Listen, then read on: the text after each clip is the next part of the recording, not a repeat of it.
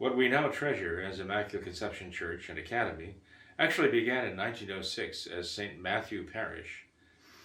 A young priest, Father Frederick Gallagher, was commissioned by the Archbishop of Cincinnati at the time, Archbishop Muller, to found a parish here. He was only 29 years old. And also to build a school for the youngsters for a burgeoning Catholic population here in Norwood, which had just become a city in 1902, so just a few years before. So Father Gallagher undertook this great task of building the parish and then building a school. The parish church actually was dedicated November 4th, 1906. It was just a one-story frame wooden building, and it soon was inadequate. The number of masses there on Sunday couldn't hold the number of people needed to attend. So they started building a large brick structure on Kenilworth Avenue, corner of Floral and Kenilworth. That large brick structure then became the new church in 1910. The ground floor of that church was, the ground floor of the building, I should say, was the church itself. And there were 4 large classrooms built above that church space. And there was a cupola built on top for a bell tower. And the first bell actually was hung there. And soon, even the 1910 building was outgrown. Too many students and too many people to attend the Mass for the space that was available.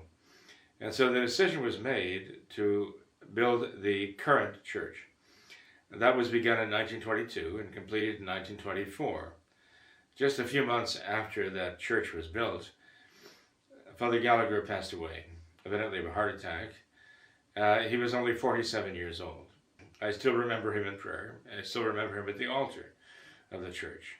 But the former building where the church services were held became the school. They actually divided the church space up into classrooms, and instead of the 4 large classrooms they started with on the upper floor, they now had a number of 8 classrooms and offices and so on. So the entire building became the school. And eventually it grew from 118 original students to, over the years, 300 students and more. The present church building is so beautiful. Carrara marble altars and beautiful stained glass windows. The stations are actually mosaic, embedded in the walls. The stones are in the Ravenna style. So this is something rather unique for the time, that there was a church that was not dedicated to an ethnic group, one national group. We had Italians, we had Germans, we had Polish, we had so many different people involved in the formation of the church, which we now call Immaculate Conception. You see the various styles brought into play in the church. The church itself is it is a Gothic style church. And again, it brings in various architectural elements showing the different influences of the early church community here. How did St. Matthew's become Immaculate Conception?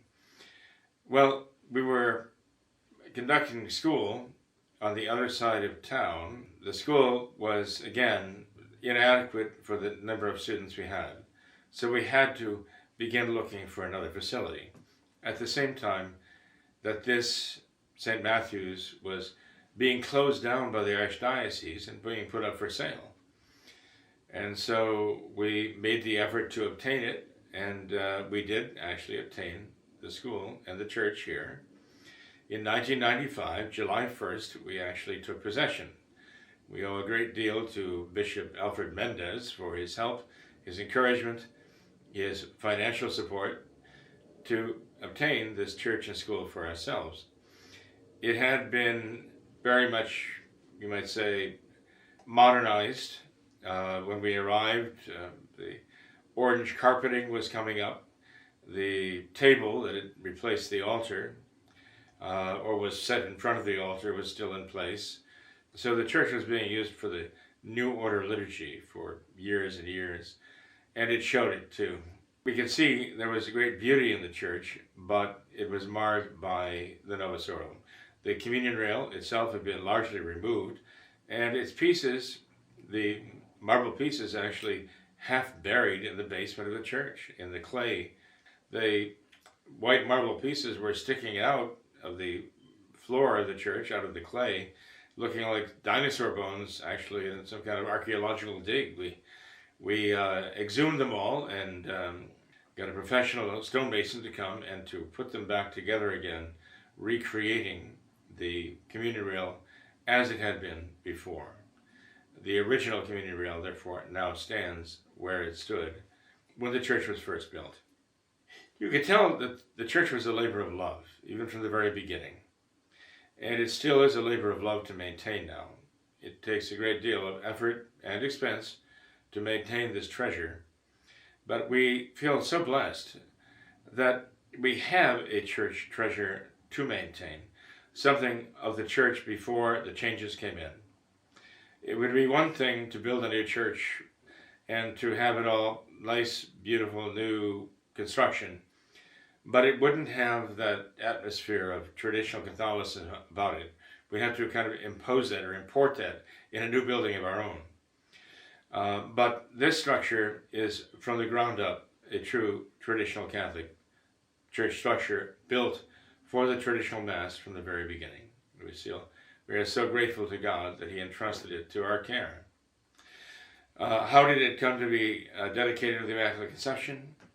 Well, the Archdiocese had this parish as St. Matthew's for so long, and they certainly would not countenance us continuing to call ourselves St. Matthew's Parish as though we were simply a continuum with the Novus Ordo, because we are not in communion with them.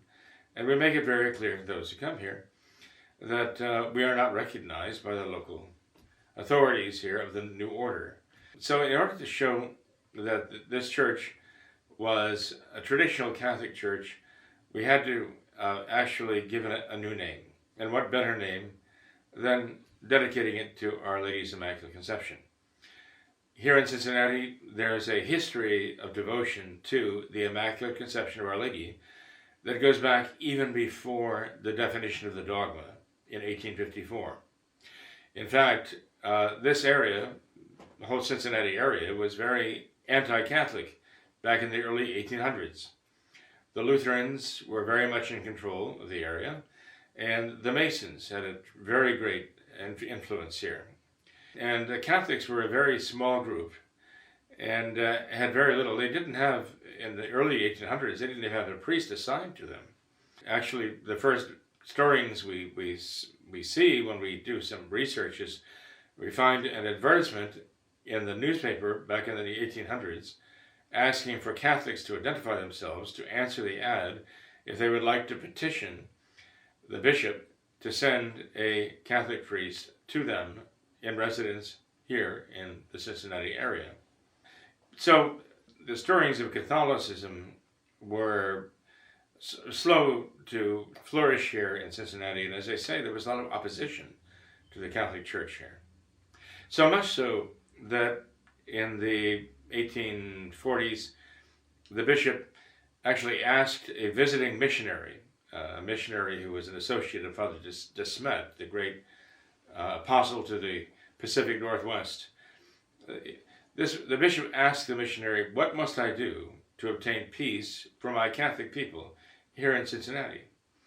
And the missionary told the bishop, "Well, you must have all of your priests offer the votive Mass for the Immaculate Conception every year, and you must cultivate that devotion in the people, and also write, as a diocese, write to the Holy Father, Pope Pius, well, it was to be Pope Pius IX, and ask him for the definition of the dogma of the Immaculate Conception. It had not yet been defined at that time.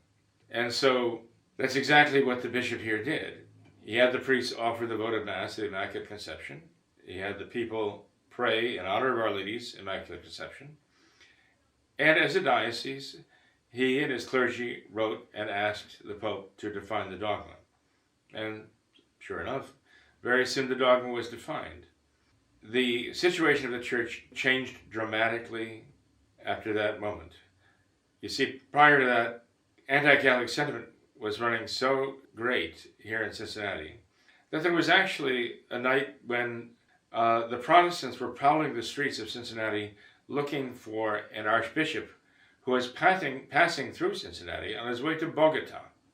Their intention was to lynch him because one of the Masonic revolutionaries from Europe had denounced him falsely as being one of those who opposed their revolutionary efforts back in the Old World.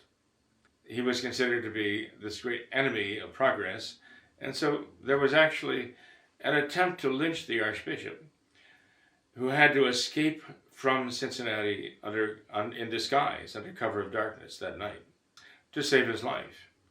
Eventually, he did arrive in Bogota and took possession of the see that had been assigned him by the Pope. But his adventure in Cincinnati must have, been a subject of conversation for quite some time afterwards. That's how bad the situation was for Catholics in Cincinnati, until the devotion to the Immaculate Conception came to characterize the Catholic people here and this diocese, this now archdiocese. With the devotion to the Immaculate Conception cultivated here in Cincinnati, with the definition of the dogma, as I say, the condition for the church changed dramatically. Suddenly, the Catholic faith blossomed and burgeoned, and so we have so many beautiful Catholic churches that were being built throughout the city. Unfortunately, with the arrival of the new order at and after Vatican II, this blight struck, and the churches were stripped and were secularized very much. Many of them were sold off. But this is the consequence of modernism, of course, the synthesis of all heresies, according to St. Pius X. He warned that this would happen in his encyclical of 1907, Pascendi, and in fact, the Cincinnati Archdiocese witnessed this with a vengeance. The advent of the evil seed of modernism has taken its terrible toll here.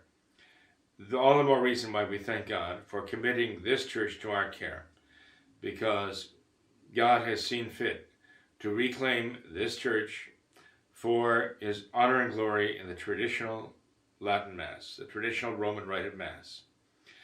The church was actually restored and reconciled by Bishop Kelly in April of 1995, and the traditional Mass has been offered here ever since. We thank God for that, as I say. That's how the church that began in 1906 as St. Matthew's, that grew through a school building and into the present church that was built finally in 1924. That is how that became dedicated to the Immaculate Conception of Our Lady. And so we turn to Our Lady as our great patroness in heaven. This patroness not only of our church and school here, but of our entire nation, because the bishops of this country dedicated the United States of America itself to the care of Our Lady under the title of her Immaculate Conception. We thank her for taking us under her mantle. She has protected us all this time and certainly given us the prosperity of the faith, the spiritual prosperity, God's grace. Thank God for that. Thank our Blessed Mother for intercession. And may God bless you all.